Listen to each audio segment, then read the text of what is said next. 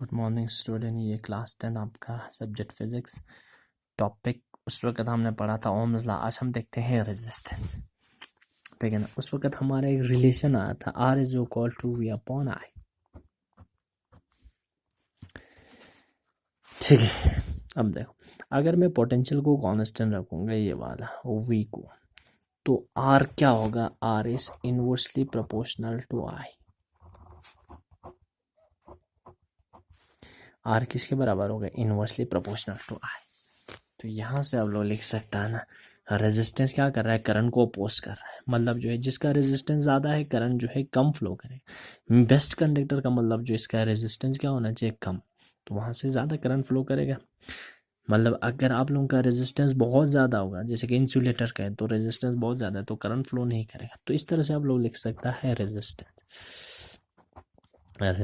को आप लोग, या तो यहीं से इस रेशो को भी यहाँ से भी डिफाइन कर सकता है रेजिस्टेंस। तो आप लोगों का ऐसा लिख सकता है, the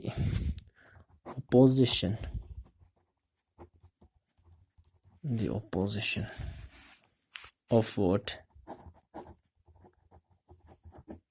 what by the conductor। ये कंडक्टर का प्रॉपर्टी है। the opposition of what by the conductor to the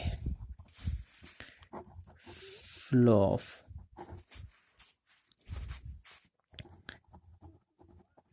current through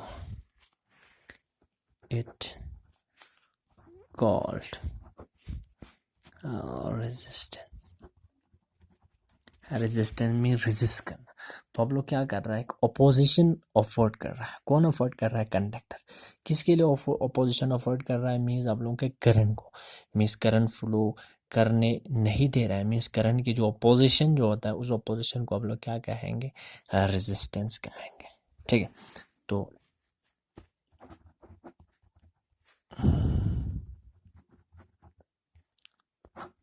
आप लोगों का जो है रेजिस्टेंस आप लोगों ने पहले डिनोट किया था, ऐसे रिप्रेजेंट करते थे ना रेजिस्टेंस। इसका रिप्रेजेंटेशन है। ठीक है ना। ऐसा यूनिट देखो यहाँ से ओम होता है रेजिस्टेंस का। ऐसा यूनिट OHM ओम, या तो आप लोग ऐसे रिप्रेजेंट करते हैं। ठीक है। तो ये होता है आपका रेजिस्टेंस। मतलब जिस कंडक्टर का रेजिस्टेंस ज़्यादा होगा वहाँ से कम करंट फ्लो करेगा, जिस कंडक्टर का रेजिस्टेंस कम होगा वहाँ से ज़्यादा करंट फ्लो कर जाएगा। ठीक है। ये ऑपोजिशन को आप लोग क्या कहेंगे? रेजिस्टेंस कहेंगे। ठीक। और ऐसा यूनिट होगा इसका ओम। देखो आपका R का वैल्यू 1 होगा। रेजिस्टेंस कब 1 होगा? जब V इज इक्वल टू 1 होगा और I इज इक्वल टू भी 1 होगा। मीन्स आप लोगों का resistance is said to be 1 volt या 1 ohm, sorry, resistance is said to be 1 ohm if 1 volt potential, ठीक है ना, flows 1 ampere current through the conductor. अगर एक जो है वोल्ट पोटेंशियल जो है 1 एम्पेयर करंट को फ्लो कर रहा है किसी कंडक्टर में, उस वक्त रेजिस्टेंस को आप लोग क्या कहेंगे? 1 ओम कहेंगे। ठीक है। अब देखो इसके बाद ये इंपॉर्टेंट आप लोगों का टॉपिक है, factor on which resistance of conductors depend. ये आप लोगों का क्वेश्चन पूछता है। ठीक है। Give the factor on which resistance of conductor depend. कौन कौन से फैक्टर पर जो होता है रेजिस्टेंस जो है डिपेंड करता है। पहला देखो आप लोगों का पहला फैक्टर, और resistance is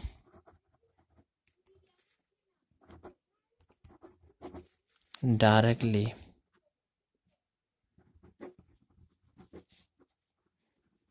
proportional to the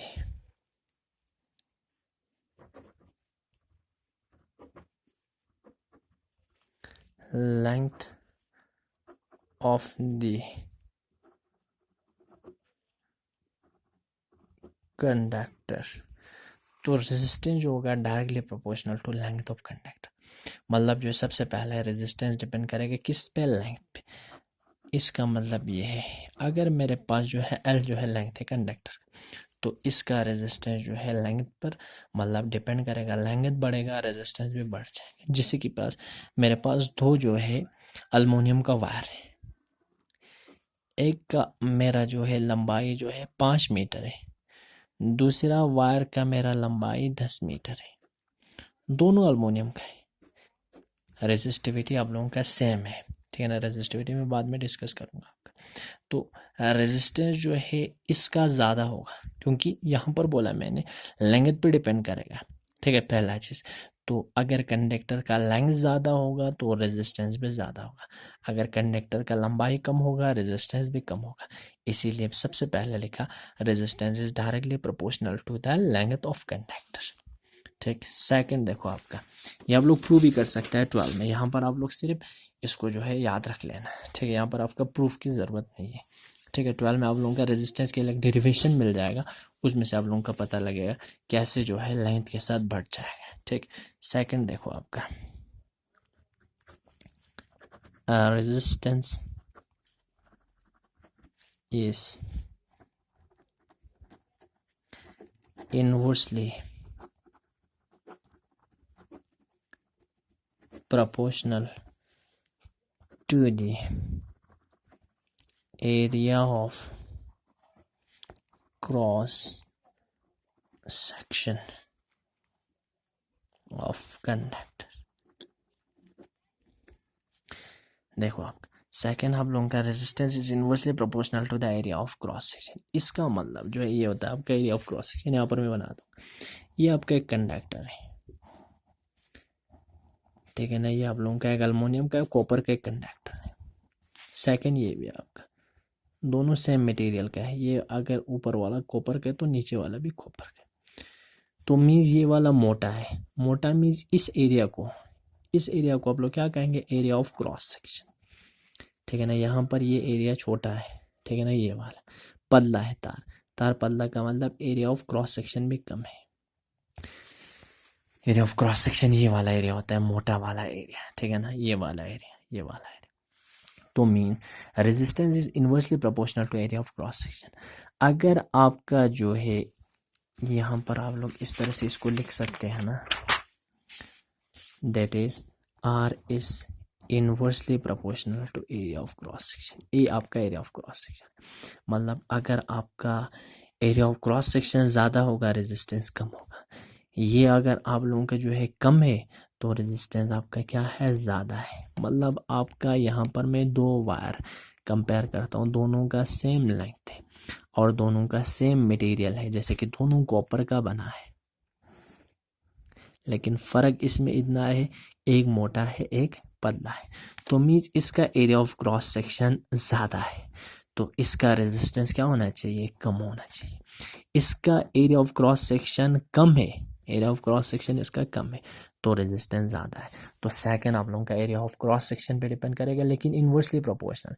अगर एरिया ऑफ क्रॉस सेक्शन ज़्यादा होगा, वायर आपका मोटा होगा तो रेजिस्टेंस कम है, अगर वायर आपका पतला है तो रेजिस्टेंस आपका क्या होगा, ज़्यादा होगा, ठीक है। देखो आपका third factor, resistance increases with increase in temperature of conductor, ठीक है।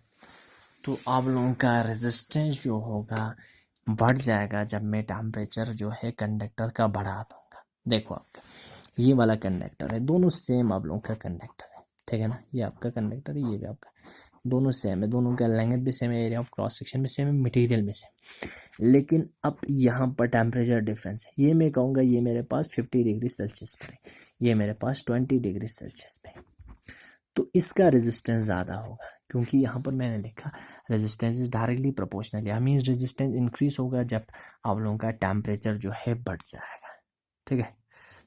तो ये होता है आप लोगों का रेजिस्टेंस जो है टेम्परेचर पे भी डिपेंड करता है। ये भी आप लोगों का प्रूफ 12 में देख लेना, यहाँ पर आप लोग सिर्फ याद रख सकते हैं resistance also depend on the nature of material from which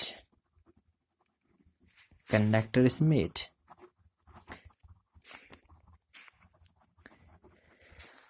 ठीक है, तो रेजिस्टेंस जो होता है इस पे भी डिपेंड करता है किस मटेरियल से बना है। जैसे कि आपका सिल्वर है ना, सिल्वर आपका बेस्ट कंडक्टर है, तो मीन्स अगर आप लोगों का कंडक्टर जो सिल्वर का बना होगा तो आप लोगों का रेजिस्टेंस कम होगा एज कम्पेयर टू दूसरा मटेरियल। अगर आप लोगों का जो है कॉपर है वो भी आपका बेस्ट कंडक्टर है, अगर कॉपर के मटेरियल से बना होगा, कॉपर के वायर होगा, अल्मोनियम के वायर होगा, उसका रेजिस्टेंस जो है कम होगा, क्योंकि आप लोगों का मटेरियल पे डिपेंड कर रहा है। मीन्स अगर आप लोगों का जो है इस टाइप का बेस्ट कंडक्टर और मटेरियल से बनेगा तो आप लोगों का रेजिस्टेंस कम होगा। तो इसीलिए मटेरियल पे डिपेंड करेगा किस टाइप के मटेरियल से बनता है। ठीक है, इसके बाद हम आगे डिस्कस करें।